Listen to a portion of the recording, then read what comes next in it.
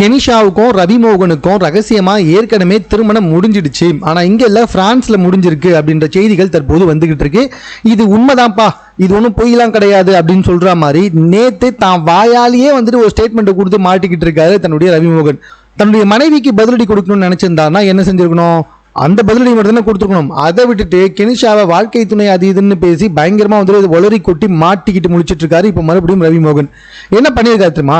தன்னுடைய மனைவிக்கு வந்துட்டு அவங்க என்ன சொன்னாங்க? ஆக்சுவலாக ஃபர்ஸ்ட் நான் என் குழந்தைங்க கூட இப்போ தனியாக இருக்கேன், 18 வருஷம் என்னுடைய காதல் வந்துட்டு முறிஞ்சிடுச்சு, ஆனால் இப்போ வரைக்கும் நான் தான் அவருடைய ஒய்ஃபு, எக்ஸ் ஒய்ஃப்னு சொல்லாதீங்க, பிகாஸ் எங்களுடைய டிவோர்ஸ் கேஸ் இன்னும் கோர்ட்டில் இருக்குது அப்படின்ற மாதிரி வந்துட்டு சொல்லியிருந்தாங்க.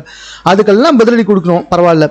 ஆனால் எதுக்கு சம்மந்தமே இல்லாமல் அந்த ஸ்டேட்மெண்ட்டில் கெனிஷாவை அப்படி புகழ்ந்து பேசியிருக்காரு அப்படின்றது தான் சுத்தமாக புரியவே இல்லை. அதாவது அவர் சொல்லியிருக்க விஷயத்தை பாருங்களேன். அதாவது முதல்ல அவர் மனைவி கொடுத்த பதிலடியை பார்த்துடலாமா?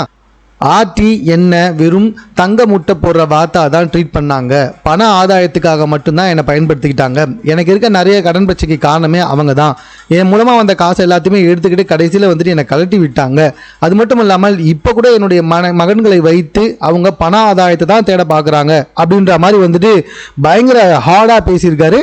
எல்லாத்துக்கும் மேலே அந்த வீட்டை விட்டு நான் எப்போ வெளியே வந்தனோ அப்போவே நீ என்னுடைய எக்ஸ் ஒய்ஃப் தான், அப்போ மட்டும் இல்லை இனிமேல் என்ன நான் சாகிற வரைக்கும் நீ வந்துட்டு என்னுடைய எக்ஸ் ஒய்ஃப் தான் அப்படின்னு மாதிரி வந்துட்டு அவங்க மனைவிக்கு பதிலடி கொடுத்திருக்காரு. சரி, ஓகேப்பா, ஏதோ மனைவி பேசுனதுக்கு கோவப்பட்டு கணவர் வந்துட்டு பதிலடி கொடுத்திருக்காரு அப்படின்னு நினைச்சுக்கலாம். ஆனா அந்த இடத்துலயும் வந்துட்டு கெனிஷாவை விட்டு கொடுக்காம அவர் பேசினார் பார்த்தீங்களா, அங்கதான் தொக்கா மாட்டிக்கிட்டாரு.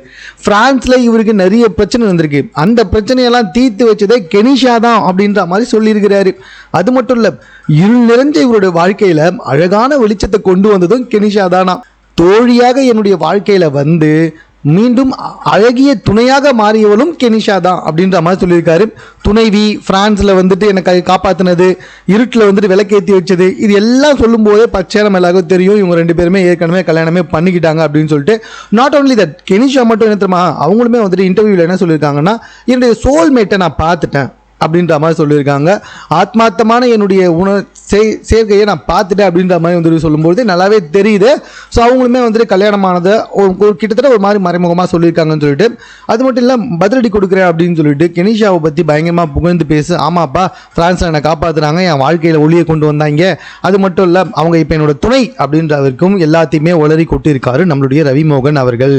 எல்லாத்த விட முக்கியமாக அவர் கடைசியாக ஒரு விஷயம் சொன்னார். அது என்னன்னா, நான் என்னுடைய மனைவியை தான் பிரிஞ்சிருக்கேன், என் மனைவின்னு கிடையாது, என்னுடைய முன்னாள் மனைவியை பிரிஞ்சுட்டேன், ஆனால் என் மகன்களை நான் எப்போவுமே பிரிய மாட்டேன் அப்படின்னு சொல்லியிருக்காரு. அட் த சேம் டைம் எக்காரணத்து கொண்டும் கெனிஷாவையும் விட்டு கொடுக்க மாட்டேன்னு சொல்லியிருக்காரு.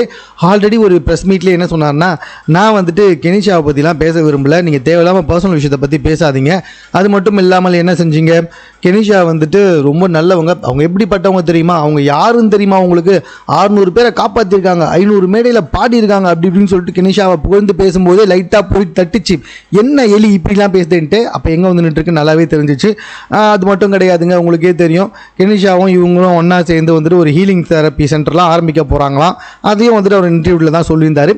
இது பத்தாதுன்னு ரொம்ப ரொம்ப இம்பார்ட்டன்ட் மேட்டர் என்ன தெரியுமா, வேணுன்னே தான் ஐசாரி கணேஷ் திருமணத்தில் 2 பேருமே ஒன்றா போயிருக்காங்க. அதாவது இவங்க 2 பேருக்குமே திருமணம் ஆயிடுச்சு அப்படின்னு காட்டுறதுக்காகத்தான் அப்படி போயிருக்காங்க அப்படின்றதும் நல்லாவே வந்துட்டு தெரியுது. So what ever it is, பதிலடி கொடுக்குறன்ற வகையில் தான் வாயை கலரி பயங்கரமாக மாட்டிக்கிட்டு இருக்காரு நம்மளுடைய ரவிமோகன். அப்படி இல்லைனா ஜெயம் ரவி, எதை எப்படியோ ஒன்று, அவர் பேர் ரவி, அவ்வளோதாங்க. So what ever it is, இது சம்பந்தமாக உங்களுடைய கருத்து என்ன நினைக்கிறீங்க அப்படின்றத நீங்கள் கமெண்ட்டில் தெரியப்படுத்துங்க. மேலும் இது போன்ற செய்திகளை உடனுக்குடன் தெரிந்து கொள்வதற்கு நம்ம சென்னை சேனலை சப்ஸ்கிரைப் பண்ணுங்கள்.